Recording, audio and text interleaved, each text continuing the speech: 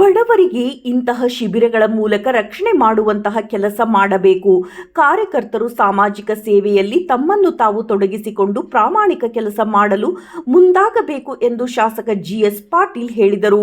ಪಟ್ಟಣದ ಕಾಂಗ್ರೆಸ್ ಪಕ್ಷದ ಕಾರ್ಯಾಲಯದ ಆರ್ಎಸ್ ಪಾಟೀಲ್ ಜಿನ್ನಿಂಗ್ ಫ್ಯಾಕ್ಟರಿಯಲ್ಲಿ ಲೋಕಸಭೆ ವಿರೋಧ ಪಕ್ಷದ ನಾಯಕ ರಾಹುಲ್ ಗಾಂಧಿ ಅವರ ಹುಟ್ಟುಹಬ್ಬದ ಅಂಗವಾಗಿ ಯುವ ಕಾಂಗ್ರೆಸ್ ಪಕ್ಷದ ವತಿಯಿಂದ ಉಚಿತ ನೇತ್ರ ಚಿಕಿತ್ಸೆ ಹಾಗೂ ಶಸ್ತ್ರಚಿಕಿತ್ಸೆ ಶಿಬಿರ ಹಾಗೂ ಸರ್ಕಾರಿ ಶಾಲೆಯ ಮಕ್ಕಳಿಗೆ ಪುಸ್ತಕ ವಿತರಣೆ ಕಾರ್ಯಕ್ರಮ ಜರುಗಿತು. ಪುರಸಭೆ ಸದಸ್ಯ ಮಿಥುನ್ ಪಾಟೀಲ್ ಮಾತನಾಡಿ, ದೇಶದ ಸಮಗ್ರ ಅಭಿವೃದ್ಧಿ ಹಾಗೂ ಏಕತೆಗೆ ಮೊದಲ ಆದ್ಯತೆಗೆ ಕಾಂಗ್ರೆಸ್ ಪಕ್ಷ ಮುಂದಾಗಿದೆ. ರಾಹುಲ್ ಗಾಂಧಿಯವರ ಮಾರ್ಗದರ್ಶನದಲ್ಲಿ ಕಾಂಗ್ರೆಸ್ ಪಕ್ಷವು ಬಡವರಿಗೆ ಅನುಕೂಲವಾಗುವ ಕಾರ್ಯಗಳನ್ನು ಮಾಡುತ್ತಿದೆ. ಯುವಕರಿಗೆ ಸಾಕಷ್ಟು ಪ್ರೋತ್ಸಾಹ ನೀಡುವಂತಹ ಕೆಲಸ ಮಾಡುತ್ತಿದೆ ಎಂದರು.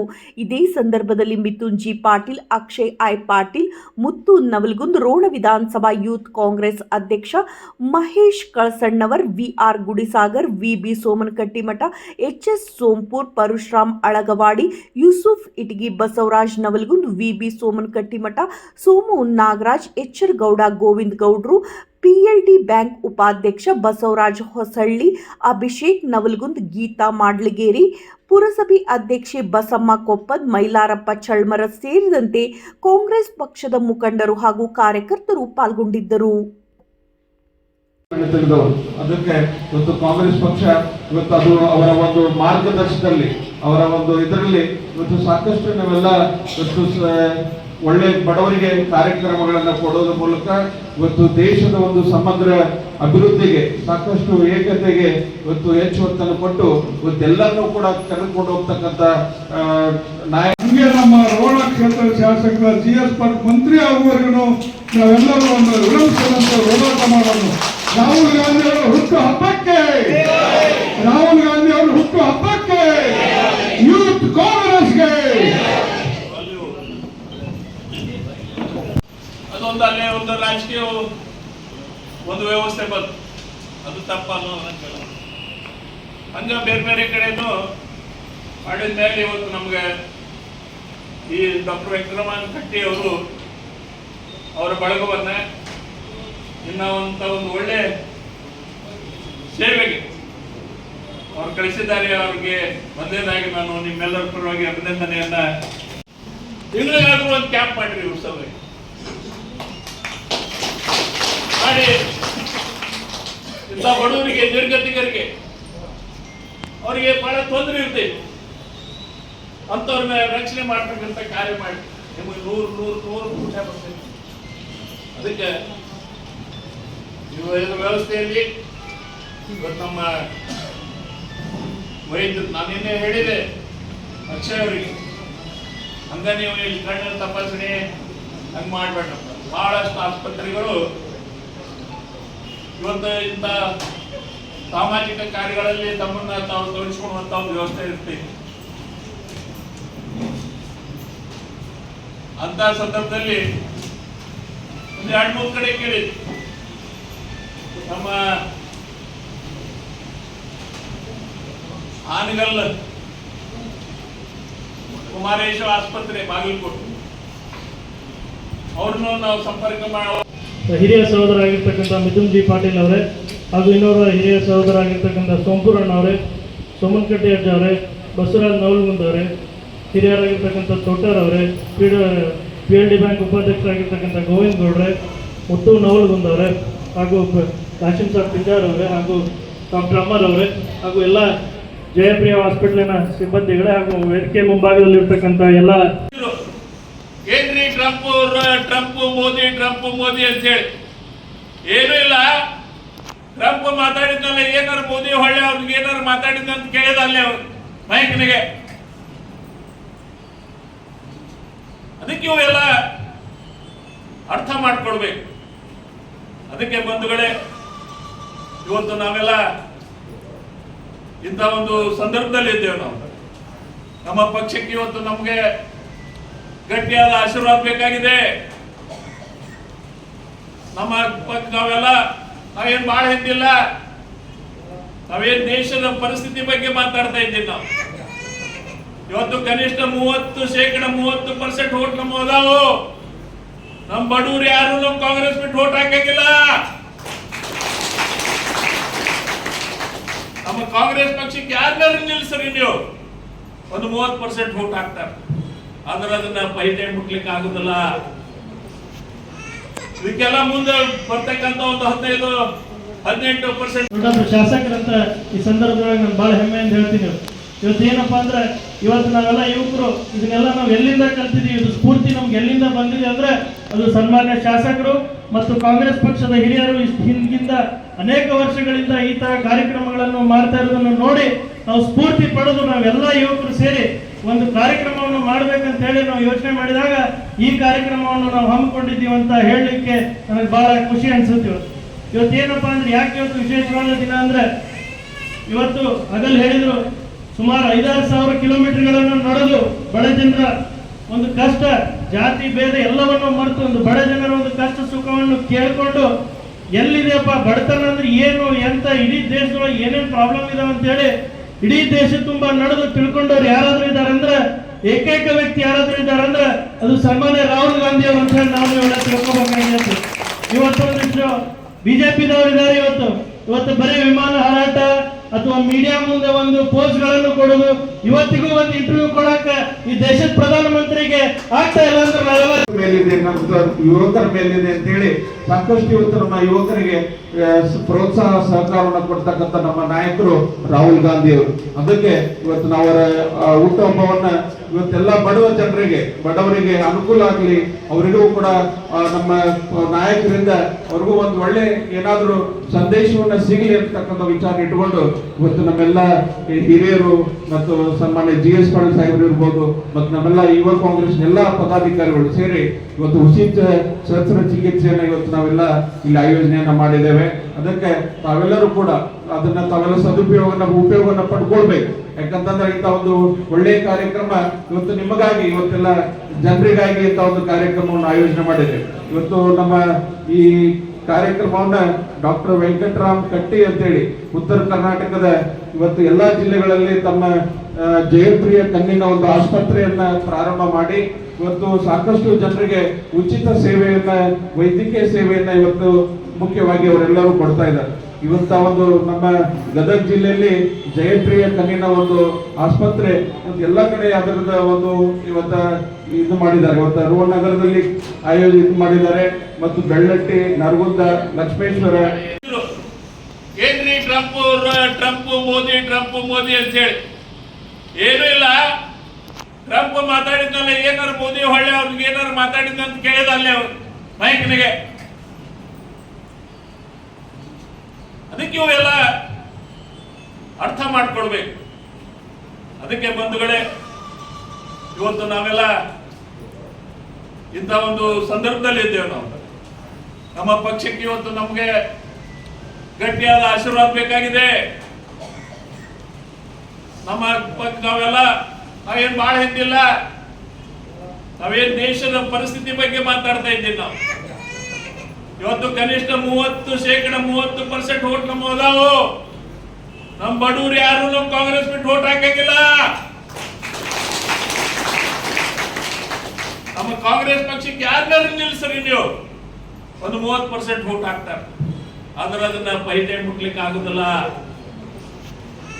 ಇದಕ್ಕೆಲ್ಲ ಮುಂದೆ ಬರ್ತಕ್ಕಂತ ಒಂದು 15-18% ಪಾಡಿಸ್ಕೊಂತೀರಿ. ಯಾರ್ಯಾರಿಗೆ ಶಸ್ತ್ರಚಿಕಿತ್ಸೆ ಬೇಕಾಗಿದೆ ನೀವೆಲ್ಲರೂ ಇವತ್ತು ಇವ್ರು ಚೆಕ್ ಮಾಡಿದ್ಮೇಲೆ ನಿಮ್ಗೊಂದು 2 ದಿವಸದೊಳಗೆ ತಾರೀಖು ಕೊಡ್ತಾರ. ಆ ತಾರೀಖಂದು ಅವ್ರು ಹೇಳಿದ ಸ್ಥಳದಲ್ಲಿ ಹೋದಾಗ ನಿಮಗೆ ಉಚಿತವಾಗಿ ಶಸ್ತ್ರಚಿಕಿತ್ಸೆ ಮಾಡಿ ಲೆನ್ಸ್ ಅಂದ್ರೆ ಚಸ್ಮಾನು ಕೊಡ್ತಾರ ಮತ್ತು ನಿಮ್ಮ ಊರಿಗೆ ನಿಮ್ಮ ಮನೆ ಮಠ ತಲುಪಿಸೋದು ಮತ್ತು ನಿಮ್ಮ ಊಟ ಗುಳಿಗೆ ವ್ಯವಸ್ಥೆ ಎಲ್ಲಾನು ಅವ್ರ ಮೇಲೆ ಇದೆ ಅಂತ ಹೇಳಿ ಈ ಸಂದರ್ಭದೊಳಗೆ ಹೇಳ್ತೀನಿ ನಾನು. ಅದಕ್ಕೆ ನಾವೆಲ್ಲರೂ ಒಮ್ಮೆ ಡಾಕ್ಟರ್ ವೆಂಕಟರಾಮ್ ಕಟ್ಟಿ ಹಾಗೂ ನಮ್ಮ ಇವರ ಏನು ಜನಪ್ರಿಯ ಕಣ್ಣಿನ ಆಸ್ಪತ್ರೆ ಎಲ್ಲ ಸಿಬ್ಬಂದಿಗಳಿಗೆ ನಾವು ಅನಂತ ಧನ್ಯವಾದಗಳನ್ನು ಕೂಡ ಈ ಸಂದರ್ಭದೊಳಗೆ ತಿಳಿಸ್ಬೇಕಾಗ್ತೈತಿ.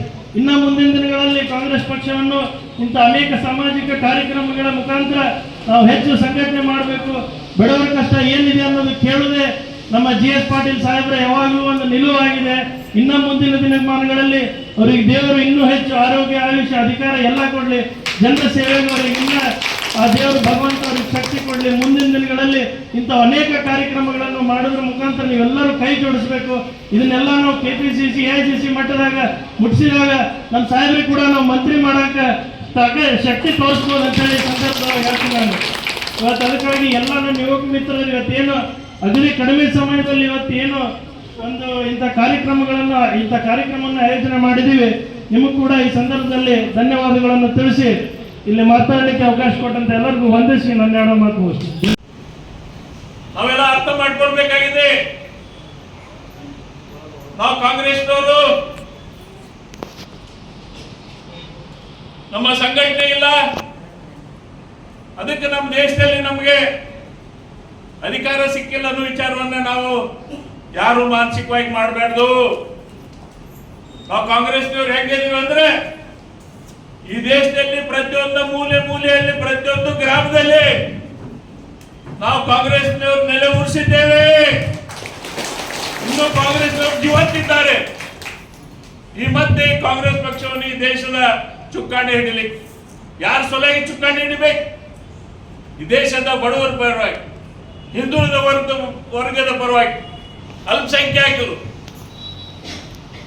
ದಲಿತರು ಮತ್ತು ರೈತರು ಇವರೆಲ್ಲರ ಪರವಾಗಿ ಇವತ್ತು ನಾವು ಮತ್ತೆ ಈ ದೇಶದಲ್ಲಿ ಕಾಂಗ್ರೆಸ್ ಪಕ್ಷವನ್ನ ಗಟ್ಟಿಯಾಗಿರ್ತಕ್ಕಂಥ ಒಂದು ವ್ಯವಸ್ಥೆ ನಾವೆಲ್ಲ ಇರಬೇಕಾಗಿದೆ. ಅದಕ್ಕೆ ನಾವು ಇವತ್ತಿನ ದಿವಸ ನಾವೇನ್ ಸಂದೇಶ ಕಳಿಸ್ಬೇಕು? ಸನ್ಮಾನ್ಯ ರಾಹುಲ್ ಗಾಂಧಿ ಅವರಿಗೆ ಇವತ್ತು ನಾವೆಲ್ಲ ಕಾಂಗ್ರೆಸ್ ಇವತ್ತು ನಾವು ಪ್ರಮಾಣ ಮಾಡ್ತೀವಿ, ನಾವು ನಿಮ್ ಜೊತೆ ಇದ್ದೇವೆ, ನೀವು ಮುನ್ನುಗ್ಗಿರಿ, ಎಲ್ಲಿವರೆಗೆ ಮುನ್ನುಗ್ಗಿರಿ, ಈ ದೇಶದ ಚುಕ್ಕಾಣಿ ಹಿಡಿಯುವವರೆಗೆ ನೀವು ಮುಗ್ಗಿರಿ ಎನ್ನುವ ಒಂದು ಸಂದೇಶವನ್ನ ಇವತ್ತು ನಾವು ರಾಹುಲ್ ಗಾಂಧಿ ಅವರಿಗೆ ಕಳಿಸಬೇಕಾಗಿದೆ. ಅದಕ್ಕಂತ ಒಂದು ವಿಚಾರದಲ್ಲಿ ಬಹುಶಃ ಇಡೀ ದೇಶದಲ್ಲಿ ಇವತ್ತು ಅವರ ಅಭಿಮಾನಿಗಳು, ನಾವು ಕಾಂಗ್ರೆಸ್ಸಿಗರಷ್ಟೇ ಅಲ್ಲ, ಅನೇಕ ಅಭಿಮಾನಿಗಳು ಕೂಡ ಇವತ್ತು ಅವರ ಹುಟ್ಟುಹಬ್ಬವನ್ನು ಆಚರಣೆ ಮಾಡ್ತಾ ಇದ್ದಾರೆ. ಅದಕ್ಕೆ ಬಂಧುಗಳೇ, ಇವತ್ತು ನಮ್ಮ ವಿಶೇಷವಾಗಿ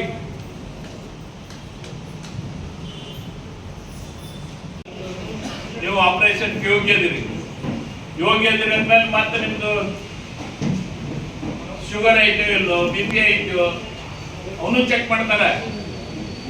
ಮತ್ತೆ ಅದಕ್ಕೂ ಒಂದು ಕ್ಯಾಪ್ ತಿಳ್ಕೊಬೇಡ್ರಿ, ಹೇಳಿದ್ರು ಮತ್ತೆ ಅದ ಐತಿದೆ ಅಂತ ಹೇಳಿ ಕಳಿಸಿದ್ರು ಅನ್ಬೇಡ್ರಿ. ಅವೆಲ್ಲ ಇದಾಗ ಮಾಡಕ್ ಬರಂಗಿಲ್ಲ. ಮತ್ತೆ ಅವನ್ನೆಲ್ಲ ಹೋಗ್ಲಾಡ್ಸ್ರಿ, ಆಮೇಲೆ ಬರೀ ಅಂತ ಹೇಳ್ತಾರೆ, ಕೈ ಬಿಡುದಲ್ಲ ಅವರು. ಅದಕ್ಕೆ ಇವೆಲ್ಲ ವಿಚಾರಗಳನ್ನ ಇವತ್ತು ಇಲ್ಲಿ ನಿಮ್ಗೆಲ್ಲ ಹೇಳಿ ಇವತ್ತು ಇದರ ಸದುಪಯೋಗನ ನೀವೆಲ್ಲ ಪಡೆದುಕೊಳ್ಬೇಕು ಅನ್ನೋ ಮಾತನ್ನ ಈ ಸಂದರ್ಭದಲ್ಲಿ ಹೇಳಿ, ನಮ್ಮ ಅಕ್ಷಯ್ ಪಾಟೀಲ್ರು ಮಾತನಾಡುವಾಗ ಒಂದು ಮಾತು ಹೇಳಿದ್ರು, ಅವರು ಹೋಗುದು ಬರುದು ಎಲ್ಲ ಖರ್ಚು ಅವ್ರದೇ ಐತೆ ಅಂತೇಳಿ ಹಂಗ ಕೈ ತುಳ್ಕೊಂಡು ಇರ್ಬೇಡ, ಅವ್ರ ಜೊತೆ ನಿಮ್ದು ಹೊಂದಾಣಿಕೆ ಇರಲಿ, ಕಳಿಸೋದು ಕರೆಯೋದು ಅಂತ ಪ್ರಸಂಗ ಬಂದಾಗ ನೀವು ಅವ್ರ ಜೊತೆ ಸಹಕಾರ ಕೊಡ್ರಿ ಅನ್ನೋ ಮಾತು ಕೂಡ ನಾನು ಈ ಸಂದರ್ಭದಲ್ಲಿ ನಿಮ್ಮೆಲ್ಲರಿಗೆ ತಿಳಿಸಿ, ಇವತ್ತು ಒಟ್ಟಿನಲ್ಲಿ ಇವತ್ತು ನಾವೇನು ಇವತ್ತು ಸೇರಿದ್ದೇವೆ, ಇವತ್ತು ಒಬ್ಬ ಗಟ್ಟಿಯಾದ ನಾಯಕ ಇವತ್ತು ನಮಗೆ ಬೇಕಾಗಿದೆ. ನಾವೆಲ್ಲ ಬಹಳ ಮುಕ್ತ ಮನಸ್ಸಿನಿಂದ ಅವ್ಗ ಆಶೀರ್ವಾದ ಮಾಡೋನು, ಅವ್ರಿಗೆ ಬೆಂಬಲ ಕೊಡೋನು, ಅವ್ರು ಏನ್ ನಮ್ಮ ಕಡೆಯಿಂದ ಏನ್ ಬಯಸ್ತಾರೆ ಅದಕ್ಕೆಲ್ಲದೂ ಕೊಡ್ಲಿಕ್ಕೆ ನಾವೆಲ್ಲ ಸಿದ್ಧ ಆಗೋಣ ಈ ಸಂದರ್ಭದಲ್ಲಿ ಹೇಳಿ ಎಲ್ಲರಿಗೂ ಒಳ್ಳೆಯದಾಗಲಿ ಅಂತ ಹೇಳಿ ನಾನು ಎರಡು ಮಾತು ಮುಗಿಸ್ತಾ ಇದ್ದೇನೆ. ಈ ವಿರೋಧ ಪಕ್ಷದವ್ರು ಏನ್ ಹೇಳ್ತಾರೆ, ಇವರು ವಿದೇಶಿ ಮಹಿಳೆ, ಅವಾಗ ಎಲ್ಲರೂ ಏನು ಅವ್ರ ಹೇಳಿಕೆಗೆ ಆ ತಾಯಿ ಏನು ಇವರಿಬ್ಬರು ಮಕ್ಕಳಿದ್ರಲ್ಲ, ರಾಹುಲ್ ಗಾಂಧಿ ಅವರು ಮತ್ತು ಪ್ರಿಯಾಂಕಾ ಗಾಂಧಿ ಅವರು, ಅವ್ರನ್ನ ಕರ್ಕೊಂಡು ತಮ್ಮ ದೇಶಕ್ಕೆ ಹೋಗ್ಬಿಡ್ತಾಳ ಅನ್ನೋ ಒಂದು ವಾತಾವರಣ ಸೃಷ್ಟಿಯಾಗಿತ್ತು ಭಾರತ ದೇಶದಲ್ಲಿ. ಯಾಕಂದ್ರೆ ನಮಗೂ ಅದೇ ಬೇಕಾಗಿತ್ತು. ಇಲ್ಲಿದ್ರೆ ಇವ್ರನ್ನೂ ಉಳಿಸೋದಿಲ್ಲ, ಇವ್ರನ್ನೂ ಜೀವಂತ ಆಗಿ ಬಿಡುದಿಲ್ಲ, ಕನಿಷ್ಠ ಪಕ್ಷ ಅಲ್ಲಿ ಹೋಗಿ ಜೀವಂತವಾಗಿರ್ಲಿ ಅನ್ನೋ ಒಂದು ಇಚ್ಛೆ ನಮ್ದು ಆಗಿತ್ತು ಅವತ್ತಿನ ಕಾಂಗ್ರೆಸ್ಸಿಗರು. ಆದ್ರೆ ಮುಂದೆ ನಡೆದಿದ್ದೇ ಬೇರೆ. ಆ ಧೀಮಂತ ತಾಯಿ ತಮ್ಮ ಮಕ್ಕಳದ ಹಂಗೆ ದೊರೆದು ಈ ದೇಶದಲ್ಲಿ ನೆಲೆಸಿ ಅವರಿಬ್ಬರನ್ನು ಬೆಳೆಸಿ ಮತ್ತೆ ಈ ದೇಶದಲ್ಲಿ ಕಾಂಗ್ರೆಸ್ ಕಟ್ತೀವಿ ಅನ್ನೋ ವಿಚಾರಿಸಿಕೊಂಡು ಇಂಥ ಒಬ್ಬ ಧೀಮಂತ ನಾಯಕನನ್ನ ನಮಗೆ ಕೊಟ್ಟಿದ್ದಾರೆ. ಅದಕ್ಕೆ ನನಗಂಕರ ಬಹಳ ಆನಂದ, ಹೆಮ್ಮೆ. ಇಂಥ ಒಂದು ಗಟ್ಟಿ ಧ್ವನಿ ಇರ್ತಕ್ಕಂಥ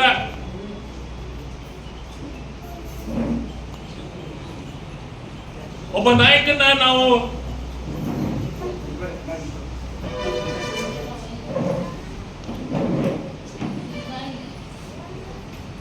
ಬೆಳೆಸಬೇಕು. ಅವ್ರ ಹುಟ್ಟು ಹಬ್ಬ ಯಾಕೆ ಮಾಡೋದಂದ್ರೆ ಅವ್ರಿಗೆ ನಾವೆಲ್ಲ ಭಗವಂತನಲ್ಲಿ ಪ್ರಾರ್ಥನೆ ಮಾಡ್ಬೇಕು. ಅವ್ರಿಗೆ ಗಟ್ಟಿಯಾದಂತ ಆಯುಷ್ಯ ಕೊಡಿ, ಗಟ್ಟಿಯಾದಂತ ಶಕ್ತಿ ಕೊಡಿ. ಈ ದೇಶದಲ್ಲಿರ್ತಕ್ಕಂಥ ದುಷ್ಟ ಶಕ್ತಿಗಳನ್ನು ಓಡಿಸುವಂತ ಒಂದು ಆಶೀರ್ವಾದ ಈ ದೇಶದ ಜನ ಮಾಡಲಿ ಅನ್ನೋದ್ರಲ್ಲಿ ಅವರ ಹುಟ್ಟುಹಬ್ಬವನ್ನು ಇವತ್ತು ನಾವೆಲ್ಲ ಈ ದೇಶದಾದ್ಯಂತ ಆಚರಣೆ ಮಾಡ್ತಾ ಇದ್ದೀವಿ. ಇದು ನಮ್ಗೆ ಅನಿವಾರ್ಯ, ಇದು ಈ ದೇಶದ ಜನರಿಗೆ ಅನಿವಾರ್ಯ. ಅದಕ್ಕೆ ನಾವೆಲ್ಲ ಕಾಂಗ್ರೆಸ್ಸಿನ ಬಂಧುಗಳೇ, ಇವತ್ತು ನಾವೆಲ್ಲ ಅನೇಕ ತೊಂದರೆ ಮಧ್ಯೆಯೂ ಕೂಡ ನಾವೆಲ್ಲ ಈ ದೇಶದಲ್ಲಿ ನಮ್ಮ ಪಕ್ಷದ ಉಳಿವಿಗಾಗಿ ನಮ್ಮ ಹೋರಾಟವನ್ನ ನಾವೆಲ್ಲ ಮುಂದುವರಿಸಿದ್ದೇವೆ. ಹುಟ್ಟುಹಬ್ಬ ಆಚರಣೆ ಮಾಡ್ತಾ ಇದ್ದೇವೆ ನಾವೆಲ್ಲ. ಬಹಳ ಅಭಿಮಾನ, ಹೆಮ್ಮೆ.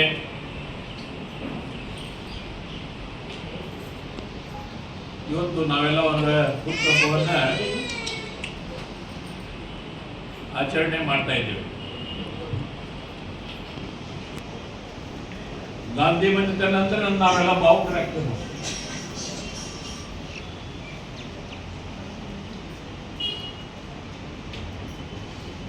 ಕೆಲವರಿಗೆ ಅದು ಬೇಕಾಗಿಲ್ಲ.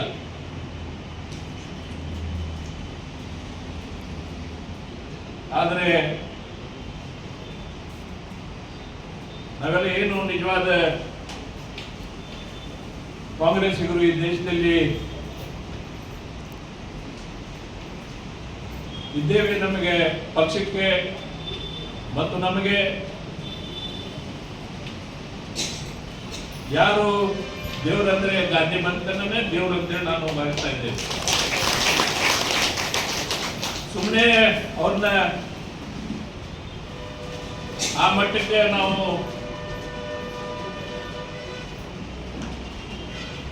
ತೆಗೆದುಕೊಂಡು ಹೋಗ್ತಕ್ಕಂಥ ಪರಿಸ್ಥಿತಿ ಇಲ್ಲ.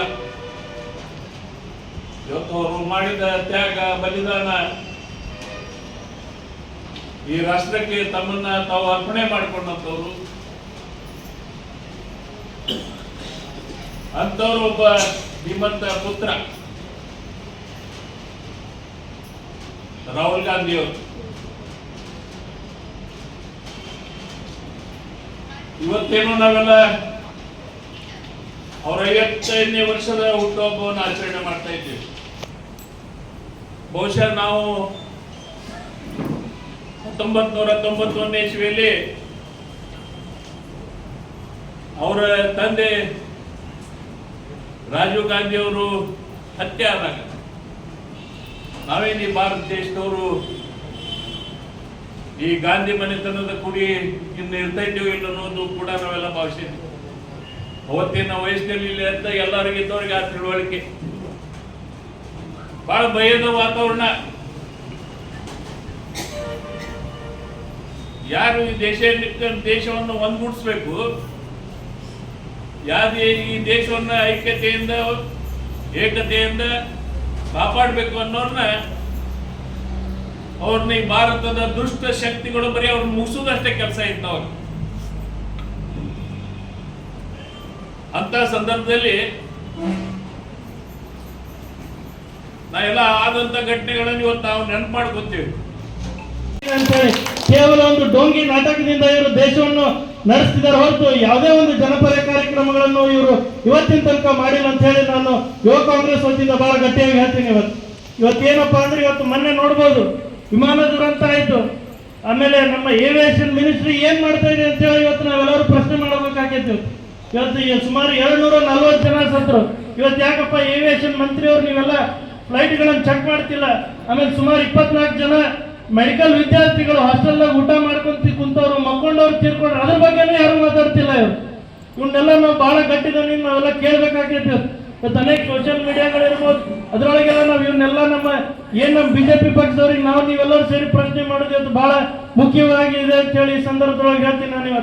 ಇವತ್ತು ಯಾಕಪ್ಪ ಅಂದ್ರೆ ಇವತ್ತು ನಮ್ಮ ದೇಶಕ್ಕೆ ಯಾರಾದ್ರೂ ನಾಯಕರೊಬ್ರು ಬೇಕಾಗಿದ್ದಾರೆ ಅಂದ್ರೆ ಏನಿದೆ ಅಂದ್ರೆ ಬಡವರ ಪರವಾಗಿ ಕಾಳಜಿ ಇರುವಂತ ನಾಯಕರು ಬೇಕಾಗಿದ್ದಾರೆ, ಸಾಮಾಜಿಕ ಕಾರ್ಯಕ್ರಮಗಳನ್ನು ಕೊಡುವಂತ ನಾಯಕರು ಬೇಕಾಗಿದ್ದಾರೆ. ಆಮೇಲೆ ಜಾತಿ ಭೇದ ಎಲ್ಲವನ್ನು ಬಿಟ್ಟು ನಾವೆಲ್ಲರೂ ಒಂದೇ ಭಾರತೀಯರಂತೂ ಹೇಳಿಕೊಡೋರು ಯಾರಾದ್ರೂ ಪಕ್ಷದ ಸಿದ್ಧಾಂತ ಇದೆ ಅಂದ್ರೆ ಅದು ಕಾಂಗ್ರೆಸ್ ಪಕ್ಷ. ನಮ್ಗೆಲ್ಲರೂ ಕಾಂಗ್ರೆಸ್ ಪಕ್ಷ ಅತಿ ಅವಶ್ಯ ಇದೆ, ಈ ದೇಶದಲ್ಲಿ ಆಡಳಿತ ಅವಶ್ಯ ಇದೆ ಅಂತ ಹೇಳಿ ಈ ಸಂದರ್ಭದೊಳಗೆ ಹೇಳ್ತೀನಿ ನಾನು.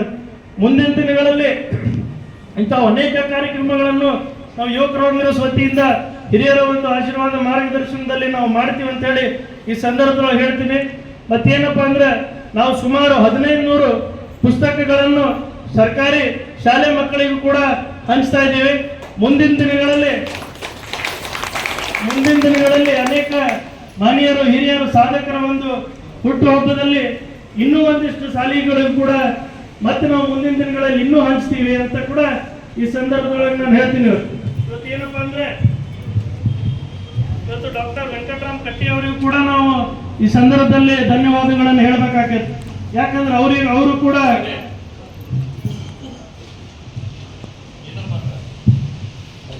ಅವರು ಕೂಡ ಇವತ್ತೇನಂದ್ರೆ ಇಂಥವು ಸಾಮಾಜಿಕ ಕಾರ್ಯಕ್ರಮಗಳನ್ನು ಮಾಡ್ತಾ ಇದ್ದಾರೆ. ಇವತ್ತೇನಪ್ಪ ಅಂದ್ರೆ ನಿಮ್ಗೆ ಗೊತ್ತಿರಲಿ ಅಂತ ಯಾರ ಕಡೆಯಿಂದ ಮಾಡಕತ್ತೀವಿ? ನಮ್ಮ ಯುವಕರಿಂದ. ಯುವಕರು ಅಂದ್ರೆ ಯಾರು? ನಮ್ಮ ಮುಂದಿನ ಭವಿಷ್ಯ. ನಿಮಗೆ ಹೋಗ್ಬೇಕು ಸಂದೇಶ. ಕೇವಲ ಅಧಿಕಾರಕ್ಕಾಗಿ ಕಾಂಗ್ರೆಸ್ ಎಂದೂ ಜೀವಂತ ಇಲ್ಲ ಅಲ್ಲಿ ದೇಶದಲ್ಲಿ. ಯಾರು ಈ ಕಾಂಗ್ರೆಸ್ ಪಕ್ಷವನ್ನು ನಂಬಿದ್ದಾರೆ ಹೇಳಿದ್ದಿಲ್ಲ, ಮೂಲೆಯಲ್ಲಿ ಕಾಂಗ್ರೆಸ್ ಪಕ್ಷದ ಕಾರ್ಯಕರ್ತರು ಅಭಿಮಾನಿಗಳು ಕಾಂಗ್ರೆಸ್ ಅನ್ನೇ ನಂಬಿ ಬದುಕೊಂಡವರು ಅದಾರ. ಅವ್ರಿಗೆ ರಕ್ಷಣೆ ಮಾಡ್ಬೇಕಲ್ಲ ನಾವು. ನಮ್ಮ ಅಧಿಕಾರ ಮುಖ್ಯ ಅಲ್ಲ ನಮಗೆ. ಅಂತ ಒಂದು ಕಾರ್ಯವನ್ನು ಇವತ್ತು ನಮ್ಮ ಯುವಕರು ಮಾಡಬೇಕಾಗಿದೆ. ಕೇವಲ ಡಂಬಾಚಾರ ಮಾತುಗಳಿಗೆ ಅದೇ ಹೋಗ್ಬೇಡ್ರಿ. ನೀವು ಯುವಕರೆಲ್ಲ ಇಂತ ನಮ್ಮ ಪಕ್ಷದ ಇತಿಹಾಸವನ್ನ ಬೀದಿ ಮನೆಗೆ ಒಯ್ತಕ್ಕಂಥ ಕೆಲಸ ಆಗ್ಬೇಕು. ಇವತ್ತು ಅಂತ ಸಂದರ್ಭದಲ್ಲಿ ಇವತ್ತು ನಿಮ್ಮ ಯುವ ಕಾಂಗ್ರೆಸ್ಸಿನ ಪಾತ್ರ ಬಹಳ ಪ್ರಾಮುಖ್ಯತೆ ಇದೆ. ನಾವೆಲ್ಲ ಇಲ್ಲಿ ಹಿರಿಯರು ಬಂದಿವಲ್ಲ, ಕಾಂಗ್ರೆಸ್ ಪಕ್ಷ ಒಂದು ಸಭೆ ಕರೆದಿದ್ದು ನಾವು ಬಂದ್ಬಿಡೋರು. ನಾವು ಎಲ್ಲ ಹಳೆ ಮೋತೀವೆಲ್ಲ. ನಮ್ಗೆ ಯಾರು ಒತ್ತಾಯ ಮಾಡಿ ಬಾ ಅಂತಾರೆ? ಅಂತ ಒಂದು ಈ ಪಕ್ಷದ ಬಗ್ಗೆ ನಾವೆಲ್ಲ ಮೈ ಮುಗಿಸ್ಕೊಂಡಂತವ್ರು. ಯಾಕಂದ್ರೆ ಸಾಮಾನ್ಯವಾಗಿ ನಾವು ಹೇಳ್ತಾ ಇದ್ದೀನಿ, ನೀವು ಯಾರು ಯುವಕರು ತಪ್ಪು ತಿಳ್ಕೋಬೇಡ. ಎಲ್ಲ ಸಭೆ ಸಮಾರಂಭಗಳಲ್ಲಿ ನಾವು ವಯಸ್ಸಾದವರೇ ಇರ್ತೀವಿ. ಮತ್ತೆ ಇನ್ನೂ ನಮ್ಮ ದೇಶದ ಯುವಕರಿಗೆ ಪರಿವರ್ತನೆ ಹಾದಿ ಬಂದಿಲ್ಲ ಅನ್ನಿಸ್ತೈತೆ. ಮತ್ತೆ ಯಾವಾಗ ಅದು ಬರುದು? ಅದು ಬರ್ಲಿಕ್ಕೆ ಯಾರು ಪ್ರಯತ್ನ ಮಾಡಬೇಕು? ಇವೆಲ್ಲ ಸವಾಲುಗಳು ನಮ್ಮ ಮುಂದಿದ್ದಾವೆ. ಅದಕ್ಕೆ ನಾವೆಲ್ಲ ಇಂಥ ಸಂದರ್ಭದಲ್ಲಿ ಒಬ್ಬ ಧೀಮಂತ ನಾಯಕ, ಅವರಿಗೂ ಒಂದು ಪ್ರಯಾಣದ ಭಯ ಇಲ್ಲವ ರಾಹುಲ್ ಗಾಂಧಿ ಅವ್ರಿಗೆ? ಇಲ್ವಾ ಅವ್ರಿಗೆ? ಈ ದುಡ್ಡು ಶಕ್ತಿಗಳಿಗೆ ಏನ್ ಮಾಡಕ್ ಬೇಕಾಗುದಿಲ್ಲ. ಆದ್ರೆ ನಾವೆಲ್ಲ ನೋಡ್ತೀವಿ, ನಾವು ಅವನ ಗಟ್ಟಿತನ, ಈ ದೇಶದ ವ್ಯವಸ್ಥೆ ಬಗ್ಗೆ ಏನಾದ್ರೂ ಗಟ್ಟಿ ಮಾತುಗಳಲ್ಲಿ ಯಾರು ಆಡ್ತಿದ್ದಾರೆ? ರಾಹುಲ್ ಗಾಂಧಿ ಅವರೇ ಆಡ್ತಾರೆ. ಮಾತ್ರ ಯಾರು ಮರಿಬೇಡ. ನಿನ್ನೆ ಒಂದು ಟಿವಿ